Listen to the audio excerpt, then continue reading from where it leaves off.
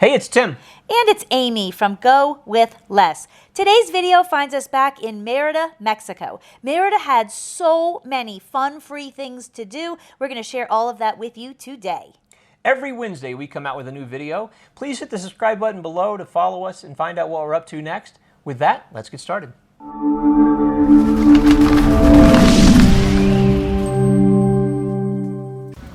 One of our favorite things to do when we show up in a new city is to take a free walking tour.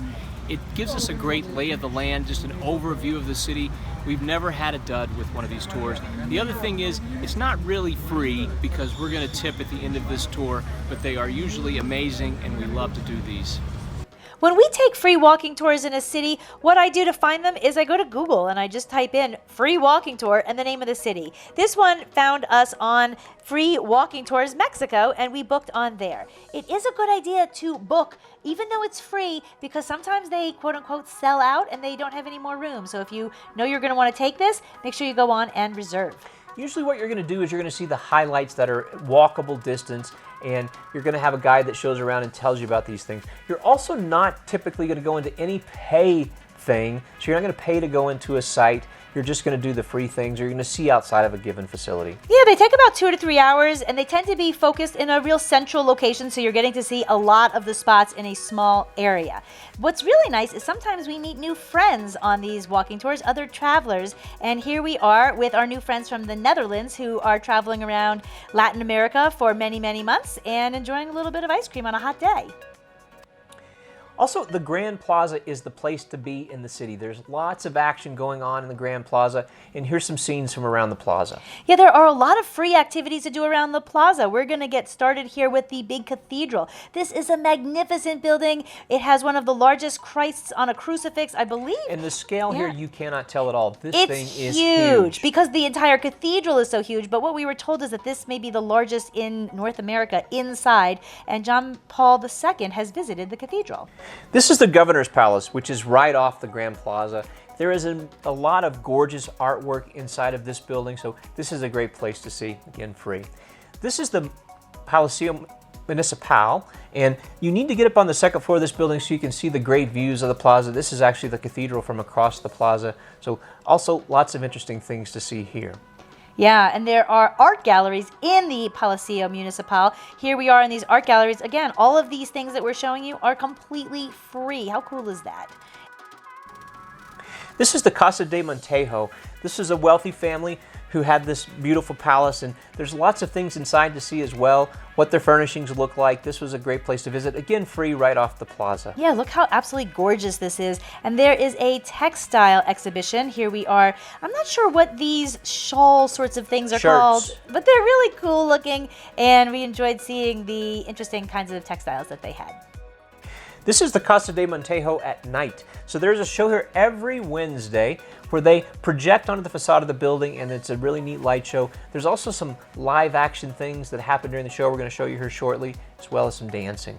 Yeah, we love these video projections, I guess, on different buildings, and we're going to show you a really cool one coming up. This was one that we were just okay with because we've seen some really good ones. So it wasn't bad if you haven't seen them before, but if you have seen them, it was just okay. And then this acting thing was a little bit cheesy, we'll be honest. Cheesy. A little bit cheesy, but it kind of reenacted some history in the town, which was interesting to see.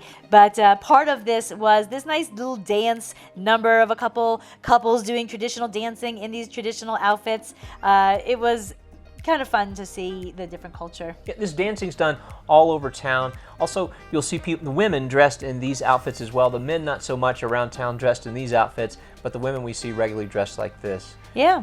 And here we are getting up to the Thursday night. It's called the Yucatecan Serenade. It's been happening for 40 years, and that's on Thursday night. This is all the different people from town coming out to see what's happening. This is a really happening place, Merida, and all these events at night, we saw so many. It seemed like people from town, and it was great people watching. The dancing and everything here, it's called the Yucatecan Serenade, but it was only dancing, no singing. So I don't know if serenade is only singing, but that's kind of how I know it. They have live music, so maybe the serenade was the music behind them. This is another projection that's occurring on the beautiful cathedral, on the outside of the cathedral. We preferred this show a ton to what we saw at the other facility.